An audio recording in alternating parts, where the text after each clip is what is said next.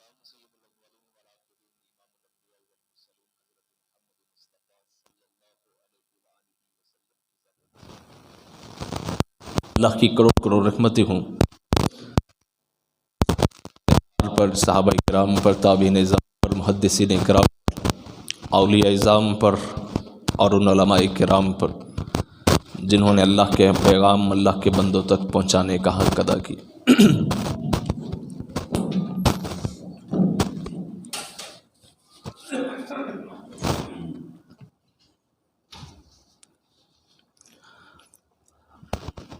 حضرات گرامی قدر، بات چل رہی تھی مسلمان پہ جو 6 بنیادی حق ہیں، ان میں سے آخری 2 حق، جب بیمار ہو تو اس کی تیمارداری کریں، جب فوت ہو جائے تو اس کے جنازے میں شریک ہوں۔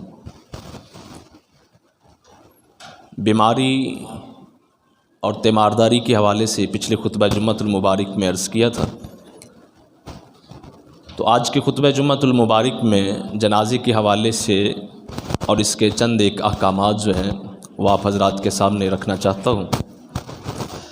اللہ سے دعا ہے کہ اللہ تعالی حق اور سچ بیان کرنے کی توفیق عطا فرمائے اور ہم سب کو اس پر عمل پیرا ہونے کی بھی توفیق عطا فرمائے۔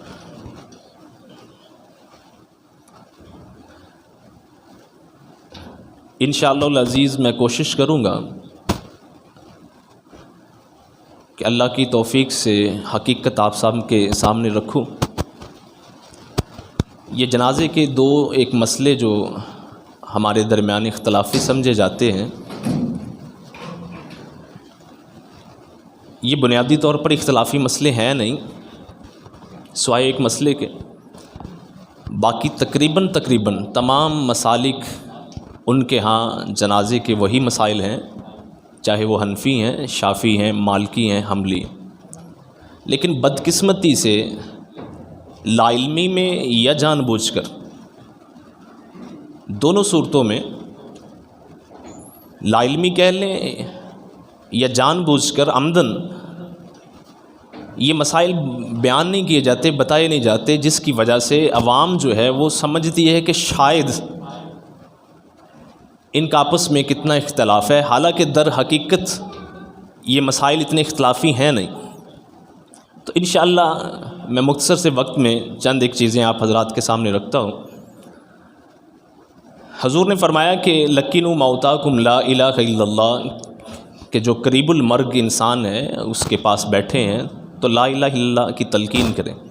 تلقین کس طرح کریں؟ علماء بیان فرماتے ہیں کہ خود جو ہے وہ لا الہ الا اللہ پڑھیں تاکہ اس کی زبان سے بھی جاری ہو جائے۔ یہ کیوں ضروری ہے؟ اس لیے کہ حضور نبی کریم صلی اللہ علیہ وسلم نے ارشاد فرمایا، من کان آخر کلامہ لا الہ الا اللہ دخل الجنہ، کہ فوت ہونے سے پہلے جس نے لا الہ الا اللہ کہہ لیا وہ جنت میں داخل ہو جائیں گے۔ یہ کلمہ توحید ہے، تو جو توحید پہ فوت ہوتا ہے جنت اس کا مقدر ہے۔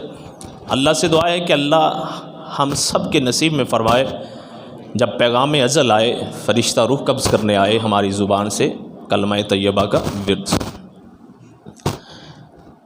جان نکل گئی ہے، اس کے بعد حکم دیا گیا ہے کہ مرنے والے کی آنکھوں کو بند کر دو۔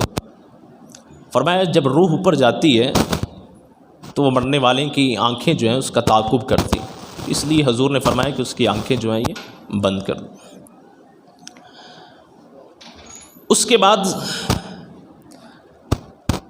سنت طریقہ یہی ہے کہ اگر کوئی سبب موجود نہیں، کوئی عذر پہ موجود نہیں، تو کوشش کرنی چاہیے جتنی جلدی ہو سکے مرنے والے کو غسل دے کر، کفن دے کر، اس کا جنازہ پڑھ کے اس کو دفن کر دیا جائے۔ مستحب یہی ہے، بلا وجہ بغیر ضرورت کے مرنے والے کو لیٹ نہیں کرنا چاہیے۔ یہ سنت مبارکہ ہے، حضور نبی کریم صلی اللہ علیہ وسلم کا ارشاد بھی ہے۔ فرمایا کہ اگر مرنے والا نیک ہے تو اس کو اس کے اصل مقام تک پہنچاؤ، اور اگر مرنے والا برا ہے، ظالم ہے، فاسق ہے، فاجر ہے، تو اس کا بوجھ جو ہے وہ اپنے کندھوں سے جلدی اتار دو۔ تو دونوں صورتوں میں مستحب یہ ہے کہ اس کو جلد از جلد جو ہے وہ اس کے اصل مقام تک پہنچایا جائے قبرستان میں۔ اب آ جاتا ہے جنازہ۔ جنازہ اور جنازہ، جیم پہ زبر یا زیر، یہ دونوں قرات ہیں، ان میں فرق ہے۔ جنازہ بولتے ہیں میت کو، اور جنازہ بولتے ہیں کہ جس چارپائی کے اوپر میت کو رکھا گیا۔ لغت کی کتابوں میں دونوں تعریفیں موجود ہیں، کچھ اس کے اپوزٹ بول لیتے ہیں کہ جنازہ یعنی مرنے والے کو، میت کو، اور جنازہ جس چارپائی کے اوپر ناش کو رکھا گیا ہوتا ہے، مرنے والے کو رکھا گیا ہوتا ہے۔ بہرحال ہمارے ہاں معروف جنازہ ہی ہے، جس سے چارپائی بھی مراد لی جاتی ہے اور مرنے والا بھی مراد لیا جاتا ہے۔ تو یہ مرنے والے کا ایک آخری حق ہے کہ اس کو کفن دفن دے کر، غسل دے کر، کفن دفن دے کر، اور کفن کے بارے میں بھی کوشش کرنی چاہیے کہ اس کو اچھا کفن جو ہے وہ دیا جائے۔ ضروری نہیں ہے، یہ مسئلہ سمجھ لیں، حضور نے فرمایا کہ اپنے سفید کپڑے جو ہیں یہ پہنا کرو، اسی میں اپنے مردوں کو دفن کیا کرو اور کفن دیا کرو۔ لیکن اس کے باوجود بعض صحابہ کرام سے روایات موجود ہیں کہ انہوں نے ناپسند کیا اتنا مہنگا کپڑا مردے کو پہنانا، فرمایا کہ یہ تو ابھی بوسیدہ ہونے والا ہے، مٹی میں جانے والا ہے۔ بہرحال لیکن پھر بھی کوشش کرنی چاہیے کہ اس کو عزت کے ساتھ، احترام کے ساتھ، اچھے طریقے سے غسل دے کر اور اچھے لباس میں اس کو کفن دے کر جو ہے وہ لے جایا جائے۔ اب جنازہ ہے، اس کا مختصر میں طریقہ اور اس میں چند ایک جو مسائل ہیں وہ میں ذکر کرتا ہوں، اور میں کوشش کروں گا کہ آخر میں 5-10 منٹ جو ہیں وہ آپ کو پوچھنا چاہیں تو وہ پوچھ لیں۔ ذرا توجہ سے سنیے گا اور یہ مت سمجھیے گا کہ شاید میرا مقصد اس سے کچھ اور ہے۔ بات سمجھانا مقصد ہے، آپ کو حق حاصل ہے کہ آپ بعد میں تحقیق کریں، خود پڑھیں، بار بار پوچھیں، اگر دل مطمئن ہو تو مانیں، نہیں تو مزید جو ہے وہ تحقیق کریں۔ لیکن اختیار نہیں ہے، یہ سمجھ لیجئے گا، دین کے اندر میرا آپ کا کسی اور کا اختیار نہیں ہے۔ انسان کو کوشش کرنی چاہیے، جب تک حق اس کے لیے واضح نہیں ہوتا وہ کوشش جاری رکھے، لیکن اختیار نہیں ہے کہ مانے یا نہ مانے۔ فرق سمجھ رہے ہیں؟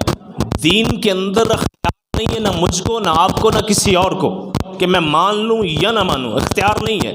لیکن اگر انسان کسی مسئلے کی تہ تک نہیں پہنچ رہا، جب تک وہ تہ تک نہیں پہنچ رہا، اس کو صدق کے دل کے ساتھ تحقیق کرنی چاہیے، کوشش کرنی چاہیے کہ میں مسئلے کی تہ تک پہنچوں، اور جب اس کے لیے حق واضح ہو جائے پھر انسان کے پاس اختیار نہیں ہے کہ میں اس کو مان لوں یا نہ مانوں۔ اگر مانوں گا تو میرے گھر والے، میرے عزیز و اقارب، میرا معاشرہ کیا کہے گا، میری قوم کیا کہے گی۔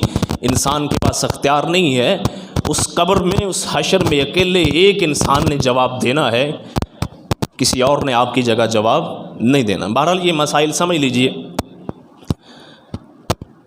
کسی مولوی سے سن کر یا کسی سے لے کر یہ میں مسائل نہیں بیان کر رہا، الحمدللہ یہ میری اپنی تحقیق ہے، اور میں نے خود یہ کتابیں جو ہیں یہ سرچ کر کے یہ میں نے ورڈ فارم میں اس کو یہاں نقل کی ہے اور اس کا پرنٹ لیا ہے، تاکہ میرے پاس ثبوت موجود ہو، حوالہ موجود ہو، کوئی جو ہے وہ کچی بات نہ ہو۔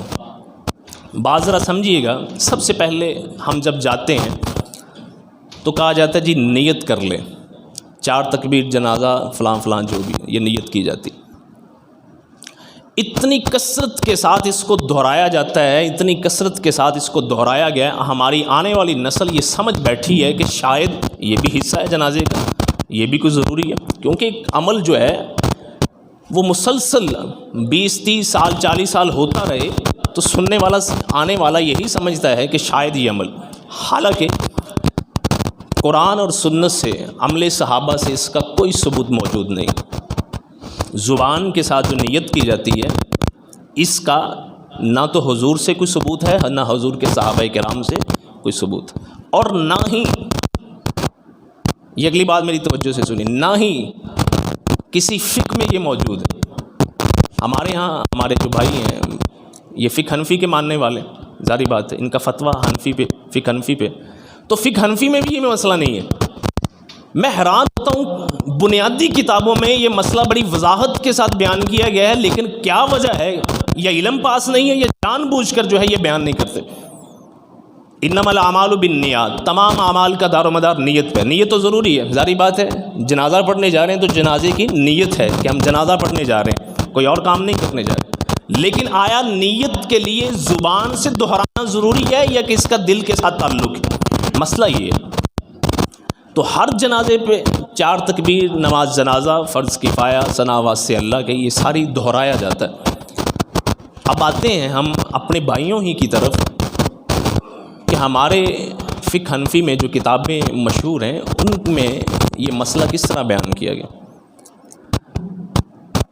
جو میں بھی کتاب کا نام لینے لگا ہوں، اردو میں ہمارے جو لوگ زیادہ عربی نہیں جانتے وہ فتاوی شامی بولتے ہیں، اکثر مولوی حضرات بھی اس کو فتاوی شامی بولتے ہیں۔ یہ فقہ حنفی کی ایک بنیادی کتاب ہے، اس لحاظ سے وسیع ہے، اور خلافت عثمانیہ کے دور میں، عثمانی چونکہ حنفی تھے، ان کے دور میں ایک کمیٹی قائم کی گئی علماء اکرام کی، بڑے بڑے علماء، وہ ایک علیحدہ چیز ہے۔ تو اس خلافت عثمانیہ کے دور میں امام ابن عابدین شامی رحمۃ اللہ علیہ نے یہ کتاب جو ہے وہ لکھی ہے، اور آج تک عثمانیوں کے دور سے لے کر آج تک فقہ حنفی کے جتنے مسائل ہیں ان میں فتویٰ اس کتاب کی بنیاد پر دیا جاتا ہے۔ جو فتوے جو مسائل اس کتاب کے اندر لکھے ہیں اسی کی بنیاد پہ آج تک فتویٰ دیا ہے۔ یہ اتنی بڑی کتاب ہے، اس کے اندر مسئلہ کس طرح بیان کیا گیا میں آپ حضرات کے سامنے پڑھ کر دکھاتا ہوں تاکہ کسی قسم کا کوئی لفظ آگے پیچھے نہ ہو۔ اللہ اکبر۔ امام ابن عابدین شامی رحمۃ اللہ علیہ، جلد 1 ہے، صفحہ 80 ہے، عربی میں ہے، وہ لکھتے ہیں لِأَنَّ النِّيَّةَ عَمَلُ الْقَلْبِ لَا لِسَانِ، نیت کا تعلق دل کے ساتھ ہے، زبان کے ساتھ نہیں۔ نیت کا تعلق کس کے ساتھ ہے؟ دل کے ساتھ، زبان کے ساتھ نہیں ہے۔ کیوں نہیں ہے؟ وہ خود لکھتے ہیں وَإِنَّمَا الذِّكْرُ بِاللِّسَانِ كَلَامٌ، اگر زبان سے ہم کوئی چیز ادا کرتے ہیں تو وہ نیت نہیں رہتی بلکہ وہ کلام بن جاتی۔ بڑی لاجیکلی بات ہے۔ نیت کا تعلق کس کے ساتھ ہے؟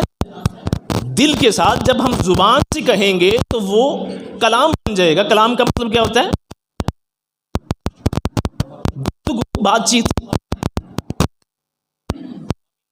کل اجماع اعلی کونہا بالقلب، آگے جو الفاظ لکھیں کہتے پوری امت کا اس بات پر اجماع ہے، اتفاق ہے کہ نیت کا تعلق دل کے ساتھ۔ اب پتہ نہیں مسئلے کا پتہ نہیں، یہ جان بوجھ کر ہماری ضد میں یہ بار بار کہتے ہیں کہ نیت کر لیں جی، 4 تکبیر جنازہ۔ مسئلہ دیکھ لیں فتاوی ابن عابدین شامی، اصل کتاب کا نام ہے رد المختار علی در المختار۔ یہ کتاب اصل میں ہے، اردو میں اس کو فتاوی شامی بول دیتے ہیں، بہت کتاب ہے۔ امام ابن عابدین شامی رحمۃ اللہ علیہ ان کے مسائل بیان کیے ہوئے، آج آنکھیں بند کر کے کھول کے وہی مسئلہ آگے عوام کو، یعنی اتنی سمجھی جاتی، اتنی معتبر کتاب سمجھی جاتی، اس کے اندر یہ مسئلہ بیان کیا گیا کہ نیت کا تعلق دل کے ساتھ ہے، زبان کے ساتھ نہیں ہے۔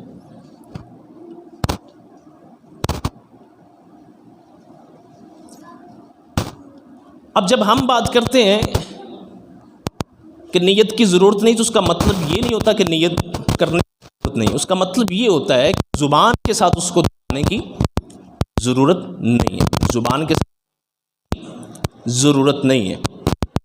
اب یہ زبان کے ساتھ دہرانے کی ضرورت ہے، سمجھے بات ذرا تاکہ بات کھولوں، کنفیوژن نہ رہے۔ یہ زبان کے ساتھ دہرانے کی ضرورت ہے، زبان اللہ کیا ہے عربی ضرور چاہیے،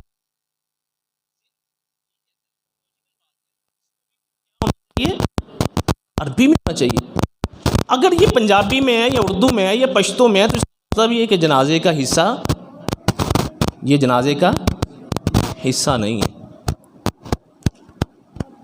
فقہ حنفی میں یہ اجازت دی گئی کہ اگر کوئی شخص کو بہت زیادہ خیالات یہ اس طرح کہ وہ کنسنٹریٹ نہیں کر رہا، وہ فوکس نہیں کر پا رہا، تو وہ زبان کے ساتھ نیت لی جائز ہے۔ عام روٹ کیا کہتے ہیں؟ نیت کا تعلق دل کے ساتھ ہے۔ اب اگر خدا نہ خاصہ ہم یہ کہیں کہ جو زبان کے ساتھ نیت کا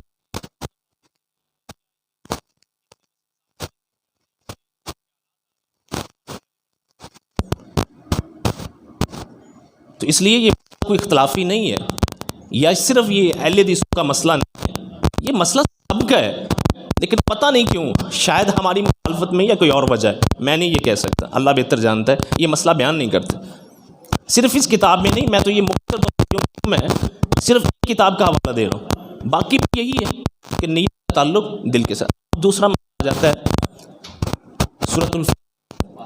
دوسرا مسئلہ کس چیز سورہ الفاتحہ کا، کہ سورہ الفاتحہ کا پڑھنی چاہیے جنازہ کے اندر کہ نہیں۔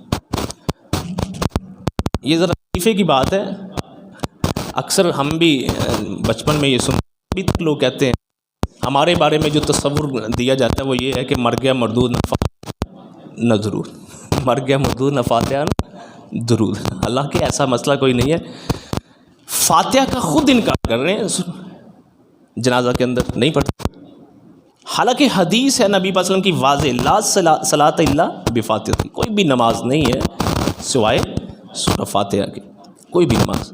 تو یہ نماز ہے، نماز جنازہ کرتے ہیں، قبلہ رخ ہوتے ہیں، نماز کہا گیا ہے اس میں۔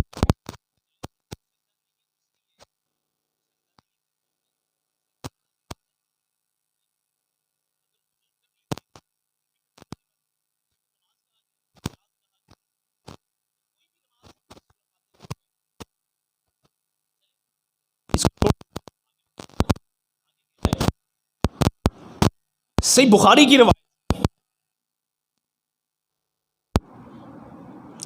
صحیح روایت، حضرت عبد الرحمن جو اشرم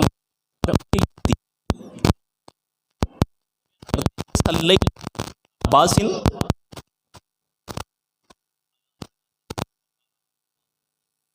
فقاموا سنت، ابن عباس کے پیچھے جنازہ پڑھا،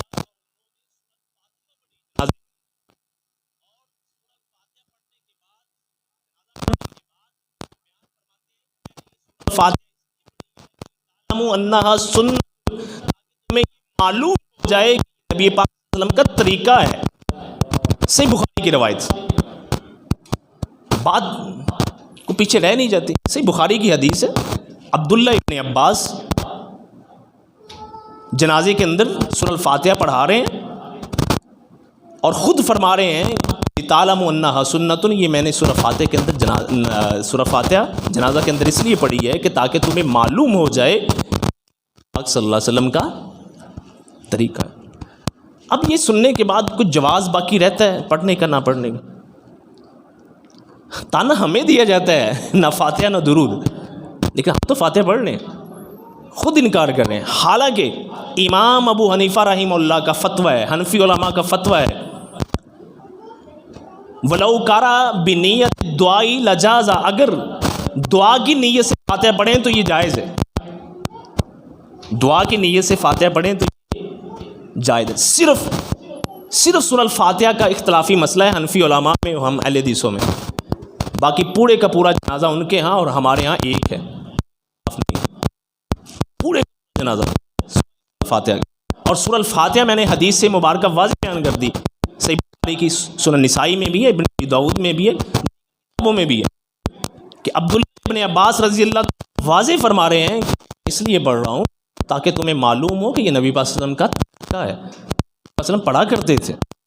تو جب رسول کے رسول پاک صلی اللہ علیہ وسلم کا طریقہ ہے تو مجھے یا کسی اور کو کیا مجال ہے کہ وہ نہ مانے؟ تو اس لیے الفاتحہ جو ہے یہ نماز میں پڑھنی چاہیے۔ اب مسئلہ آ جاتا ہے بنیادی اور اہم، سلام پھیرتے ہیں، دعا مانگتے ہیں، ہاتھ اٹھا، یہ بھی ہمارا اختلافی مسئلہ ہے، اختلافی نہیں ہے، ہمارا بھی وہی موقف ہے جو حنفی علماء کا موقف۔ فقہ کی بنیادی کتابوں کے اندر جنازہ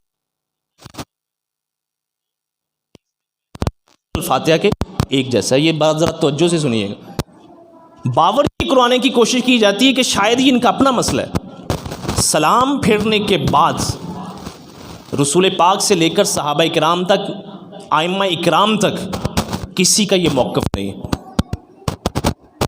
اور پوری دنیا میں یہ پریکٹس نہیں ہے جو ہمارے بر صغیر میں، سلام پھیرا ہے، دعا منگو جی، پنجابی میں، اردو میں، جو بھی زبان ہے اس کے اندر دعا مانگو. بڑا واضح موقف ہے ہمارا، اختلاف نہیں، کوئی لڑائی نہیں، کوئی جھگڑا نہیں ہے. بعض باتوں سے سنیے، اگر نہیں سمجھ آ رہی تو میں حاضر ہوں، بعد میں بھی پوچھیے گا. کوئی نہیں کھڑا، کوئی ڈنڈا لے کر نہیں کھڑا کہ لازمی ماننے، اور نہ ہی مجھے یہ خواہش ہے، میں صرف اس لیے بیان کر رہا ہوں کہ صرف ایک بندہ اگر میرے کہنے سے سنت کو سمجھ جائے گا، عمل کر لے گا، میرے لیے کافی ہے. صرف ایک بندہ، میں تو صرف اس لیے بیان کر رہا ہوں، اور اس لیے بیان کر رہا ہوں تاکہ کچھ نہ کچھ ذہن کے اندر جستجو پیدا ہو کہ یار ہمیں جو بچپن سے دیکھتے آ رہے ہیں ساری چیزیں، ہمیں خود اس کے لیے کوئی تحقیق کرنی چاہیے، کوئی ریسرچ کرنی چاہیے، اس کے لیے کوئی جستجو کرنی چاہیے. میں صرف اس لیے بیان کر رہا ہوں. ہماری واضح دلیل ہے کہ رسول پاک صلی اللہ علیہ وسلم نے اپنی عمر مبارک میں کتنے جنازے پڑھائے ہیں جی؟ کتنے جنازے پڑھائے ہیں؟ کوئی بتا سکتا ہے آپ میں سے؟ حضور نے اپنی حیاتی کے اندر کتنے جنازے پڑھائے؟ کوئی بتا سکتا ہے؟ کوئی بھی نہیں بتا، میں بھی نہیں بتا سکتا، کوئی عالم نہیں بتا سکتا، اس لیے کہ کسی صحابی نے یہ کاؤنٹ نہیں کیا، کسی صحابی نے کاؤنٹ نہیں کیا، اس کو گنا نہیں ہے. کیوں نہیں گنا بلا؟ اس لیے کہ جنازے اتنے پڑھائے ہیں، کسی نے گنا ہی نہیں. جنازے ہی اتنے پڑھائے ہیں، کسی نے کوئی 1 2 3 دفعہ کام کیا ہو تو کاؤنٹ کرتا ہے کوئی اس کو. جب اتنے پڑھائے ہیں تو کسی نے کاؤنٹ نہیں کیا، گنا ہی نہیں. کسی ایک جنازے میں سلام پھیرنے کے بعد پھر حضور نے کہا ہو کہ آؤ جی دعا کرو؟ نہیں. اب میں جنازے کا طریقہ بدائع الصنائع، امام کاسانی رحمۃ اللہ علیہ کی، کس کی کتاب ہے؟ بدائع الصنائع، امام کاسانی رحمۃ اللہ علیہ کی. 587 ہجری میں ان کی وفات ہے. یعنی یہ جو وہابی سنی کا یا دیوبندی کا یہ دوسرا مسئلہ نہیں، 587 ہجری، کافی پیچھے چلے جائیں، کوئی 900 سال پیچھے چلے جائیں. یہ تب کی کتاب ہے. آج تک ہماری یونیورسٹیز کے نصاب میں یہ کتاب شامل ہے. فقہ حنفی کی ہے، امام کاسانی رحمۃ اللہ علیہ بہت بڑے عالم ہیں، اکثر ہم پڑھتے رہتے ہیں وہ کتاب. طریقہ سن لیجئے نماز جنازہ کا، اور فرق محسوس کر لیجئے کہ ہمارا اور اصل کتابوں میں جو جنازہ بیان کیا گیا ہے کوئی فرق ہے تو ہمیں بتا دیجیے. اللہ اکبر. کیا کہتے ہیں؟ تکبیر اولیٰ کے بعد دعا استفتاح یعنی سبحانک اللہم و بحمدی کا یہ پڑھی جائے گی. کما یستفتحون فی سائر الصلوات، یہ لفظ پہ غور کیجیے گا. جنازے کے اندر ثنا کیا پڑھی جاتی ہے؟ سبحانک اللہم و بحمدی کا و جل ثناؤ کا، اس طرح کے کوئی الفاظ ہیں. لیکن امام صاحب کیا لکھ رہے ہیں کہ جس طرح نمازوں میں ثنا پڑھی جاتی ہے اسی طرح ثنا پڑھی جائے گی. دیکھیں ہمارا اختلاف ہے اس میں کوئی، جس طرح نمازوں میں ثنا پڑھی جاتی ہے وہیں جنازہ کے اندر اسی طرح ثنا پڑھی جائے گی. وَإِذَا كَبَّرَ الثَّانِيَةَ يَأْتِي بِالصَّلَاةِ عَلَى النَّبِي صلی اللہ علیہ وسلم، دوسری تکبیر کے بعد نبی پاک صلی اللہ علیہ وسلم پہ درود پڑھا جائے گا. اب درود کون سا ہے؟ کما صلیت وسلمت وترحمت وبارکت، یہ درود ہے، یا جو ہم نماز میں درود پڑھتے ہیں. امام صاحب کیا لکھتے ہیں؟ میں یہ مسئلہ اس لیے بیان کر رہا ہوں کہ مجھ جیسا طالب علم ہے، اس کو ان مسائل کا علم ہے. میں تھوڑی سی کوشش کر کے ڈھونڈ نکالنے ہیں. جنہوں نے پوری عمر پڑھی فقہ حنفی کے، ان کو مسائل نظر نہیں آتے. جنہوں نے پوری عمر فتویٰ فقہ حنفی پہ دیتے ہیں اور اپنے آپ کو فخر کے ساتھ کہتے ہیں کہ امام ابو حنیفہ کے مقلد ہیں، ان کے پیروکار ہیں، یار اندھیر نگری ہے کہ ان کو یہ مسائل نظر نہیں آ رہے. اگر آ رہے ہیں تو جان بوجھ کر چھپائے ہوئے ہیں، عوام کو کیوں نہیں بتاتے؟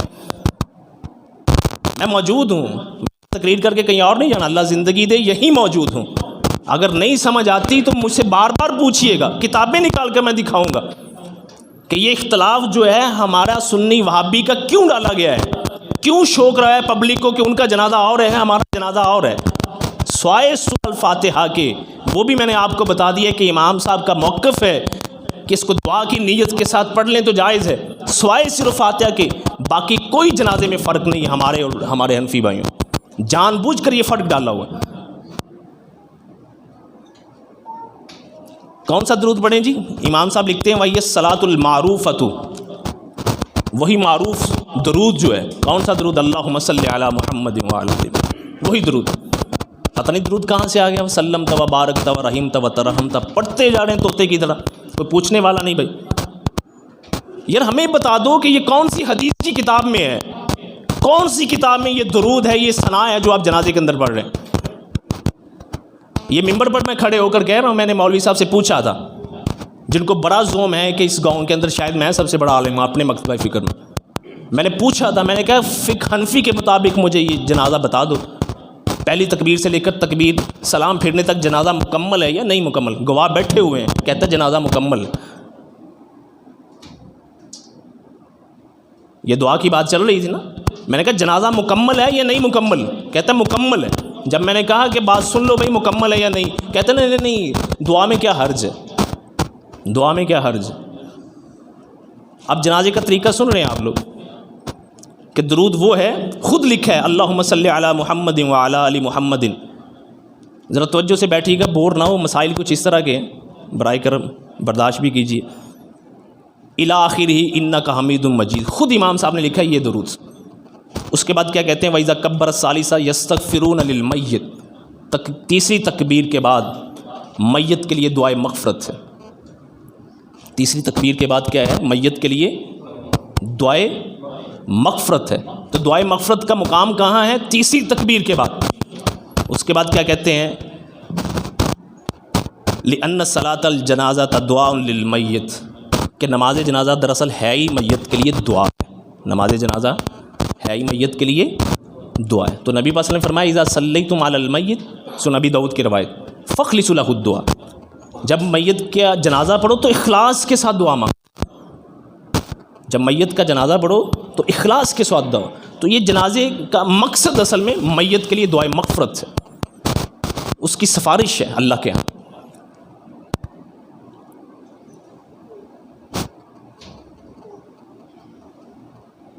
وہی دعا اللہم اغفر لحینا و میتنا، وہ ساری جو دعائیں ہم پڑھتے ہیں۔ اس کے بعد کیا فرمایا، ثم یکبر التکبیرۃ الرابعہ ویسلم تسلیمتین، پھر چوتھی تکبیر پھیر کر سلام پھیر دو۔ یہ جنازے کا طریقہ بیان کیا۔ کوئی ایک کتاب فقہ حنفی کی اٹھا لیں، یہ 587 ہجری کی ہے، ان کی وفات امام کاسانی رحمۃ اللہ علیہ کی، ظاہری بات اس سے پہلی کتاب لکھی ہوگی، آج تک یونیورسٹیز میں پڑھائی جا رہی ہے، مدارس میں پڑھائی جا رہی ہے، یہ جنازے کا طریقہ لکھا ہوا ہے۔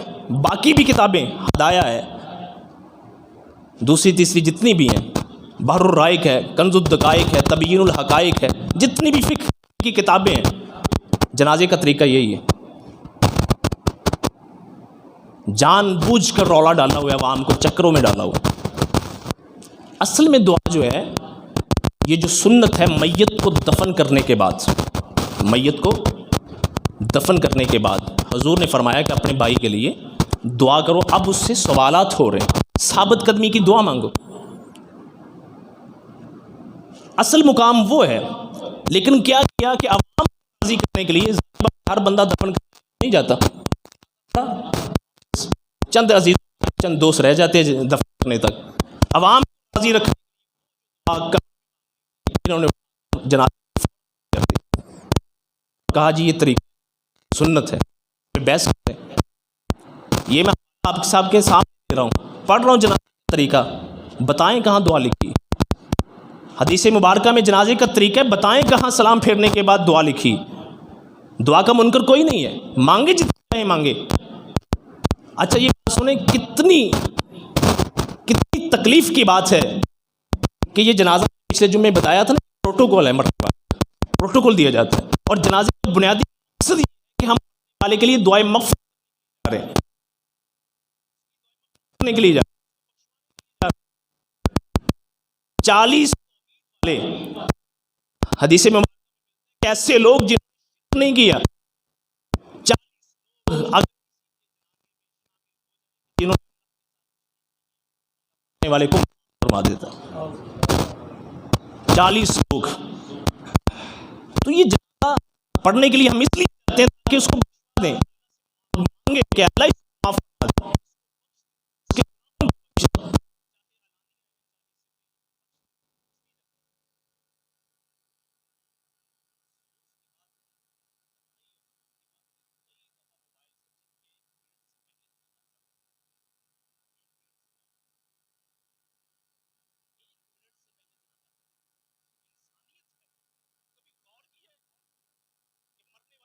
ہے ہمارا ہے، اور مولوی سے پہلے اس کا جنازہ ختم کر دعائیں مبارک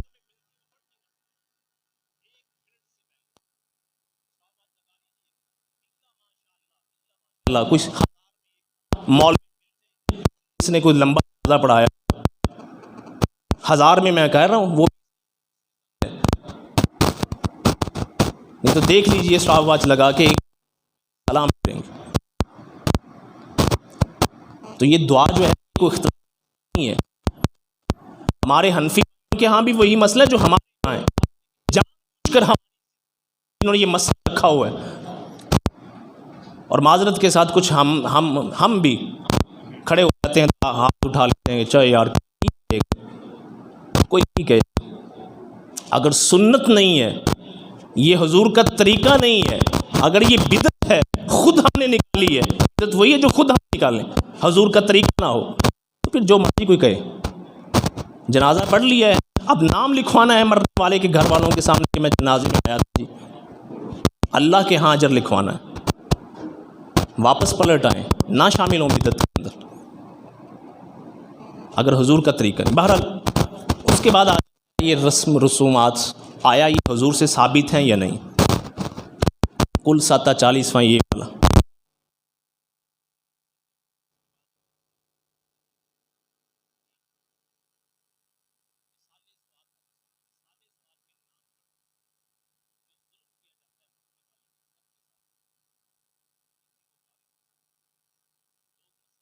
ہیں، لیکن خاموش ہیں رسم کی بنیاد پہ شریکہ برادری کیا گئے.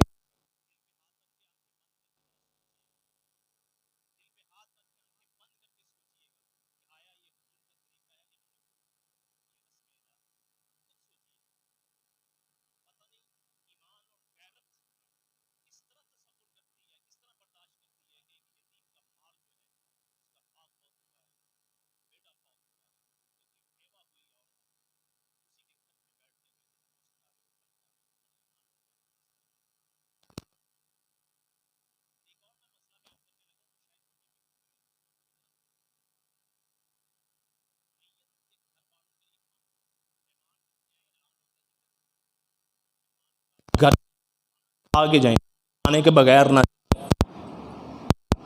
جنازہ مکمل کرنے کے بعد یہ بڑی آواز بلند سے یہ اعلان ہوتا ہے، کوئی تصور نہیں شریعت کے اندر، کوئی تصور نہیں کہ مہمان جو ہے وہ ضرور گھر والوں سے کھانا کھا کے جائے. اگرچہ اس کے عزیز و اقارب نے شریک برادری نے کھانا بنایا لیکن کوئی تصور نہیں. بات سمجھ رہے ہیں؟ کوئی تصور موجود نہیں. حضرت جعفر طیار جب شہید ہوئے تھے، ایک روایت ملتی ہے، بس ایک روایت حضرت جعفر طیار. اچھا اس روایت ہماری وہاں سمجھتی کہ شاید اس یہ کھانے کی گنجائش نہیں چلتی نہیں ہے. حدیث سن لیجئے، حضرت جعفر طیار شہید ہوئے، صدمہ اتنا تھا حضور کو، صدمہ تھا کے ساتھ حضور کا تعلق تھا. حضرت علی المرتضی چچا زاد بھائی، حضرت طیار حضرت علی 10 سال بڑے تھے. حضرت جعفر کے ساتھ خصوصی تھا. جب شہید حضور نے کہاں موتا ہے کہاں مدینہ، حضور نے بتایا کہ جعفر شہید ہو گئے. اللہ اکبر. کہاں موتا ہے شام اور کہاں مدینہ ہے. جب جعفر طیار شہید ہوئے حضور نے مدینہ میں بیٹھ کے فرمایا،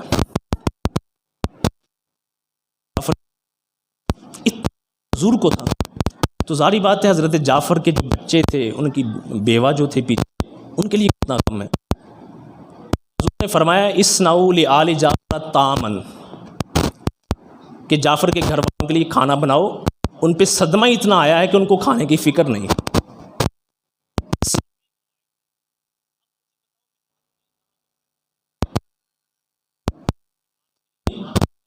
اب آتے ہیں کہ فقہ حنفی میں کا کیا تصور ہے.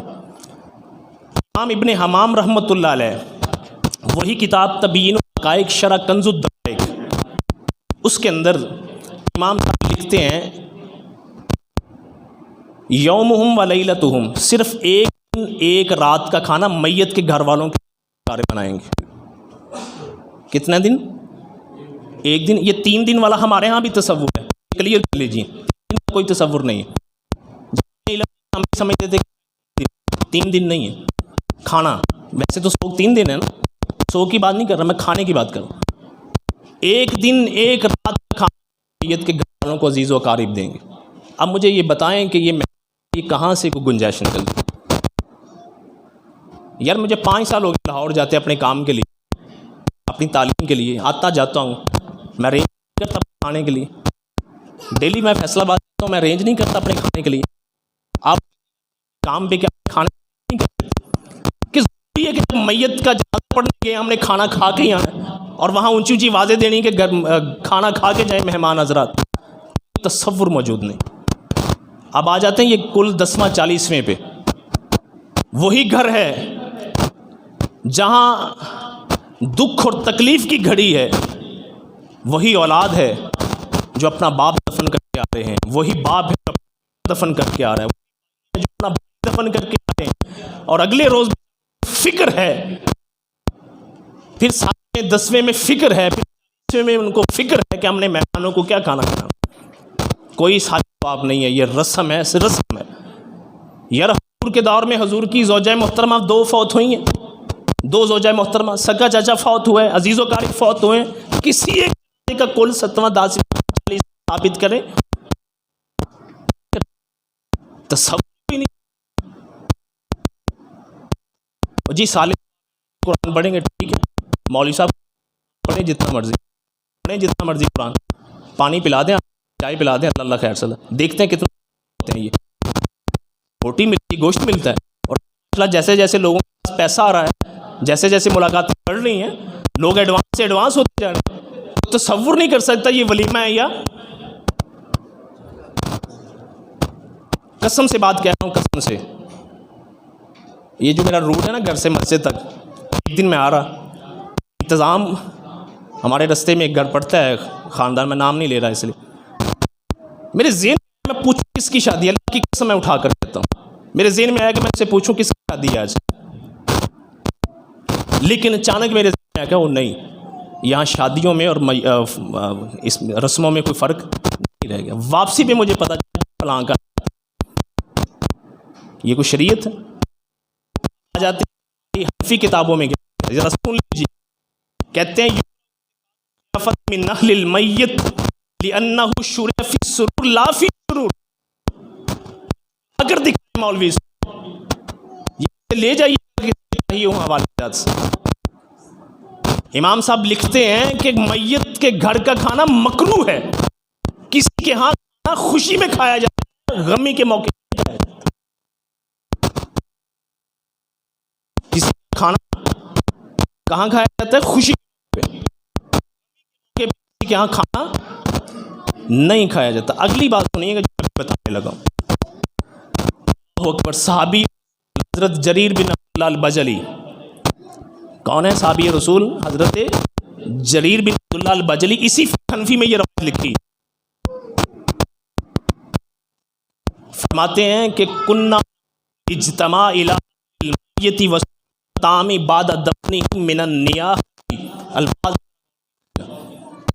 کہتے ہیں کہ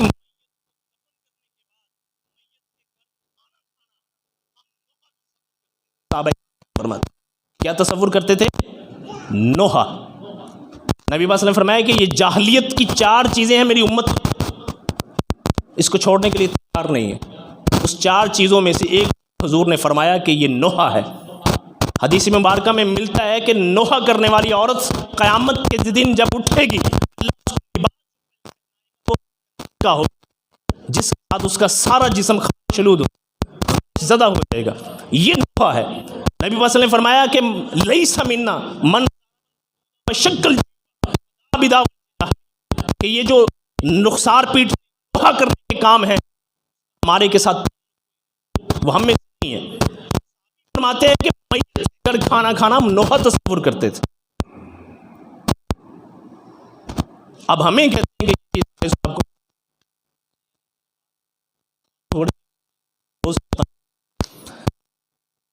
ایک دو میں بات ختم کرتا ہوں۔ ولیمہ سنت ہے جی، ذرا نبی پاک نے فرمایا کہ بدترین کھانا ولیمے کا ہے، شر الطعام طعام الولیمہ، یہ حدیث مبارکہ ہے، ذمہ داری سے بیعت کر رہا ہوں کہ بدترین کھانا ولیمے کا۔ حضور نے خود فرمایا کہ جن لوگوں کو کھانے کی کوئی حاجت نہیں، رجے لوگ جسے بولتے ہیں، رجے لوگ، ان کو ہے، ان کو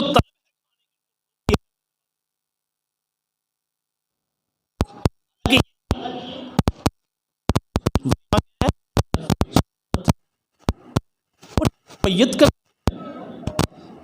کل ساتویں کون ہے؟ عزیزوں کا رشتہ دار، کبھی دیکھا مسکین کہیں سے آؤ جی ہمارے گھر کھانا کھاؤ، بیچارے دیا بلائے ہوں آؤ جی کھاؤ، دیکھا ہے جی اس چیز کا جی نگری ہے یار، کوئی والا نہیں۔ اللہ کی توفیق سے موجود ہوں اور ذمہ داری سے یہ ساری گفتگو میں نے کی ہے، اور کوشش کر کے یہ سارے حوالہ جات میں نے جمع کیے ہیں، پڑھے ہیں الحمدللہ، کسی سے سنا کر نہیں ہے۔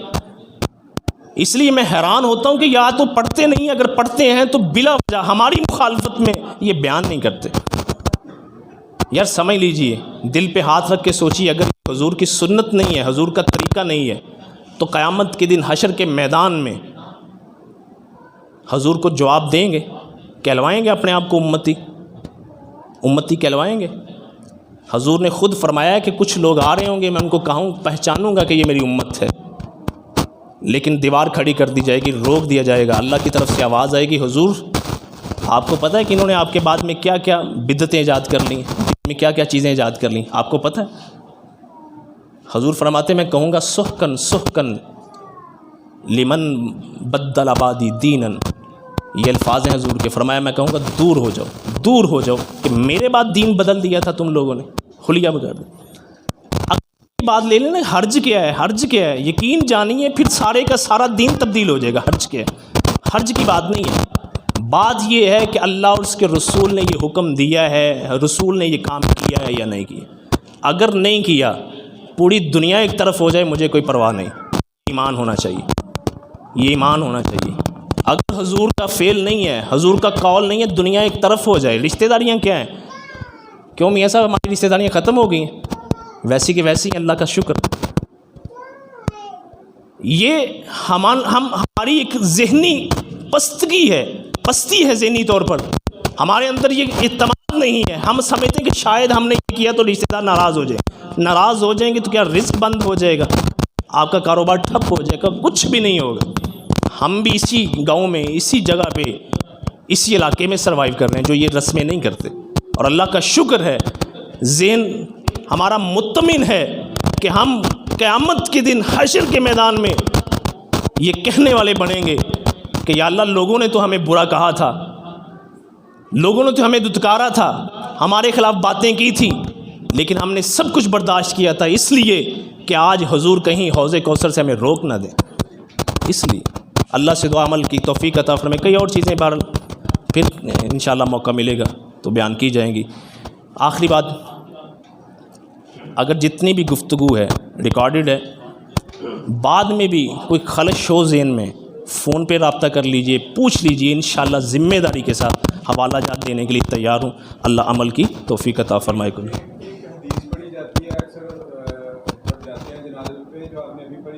اذا صلیتم علی المیت فاخلصوا لہ الدعاء، جب تم میت پر جنازہ پڑھو تو اخلاص کے ساتھ دعا کرو۔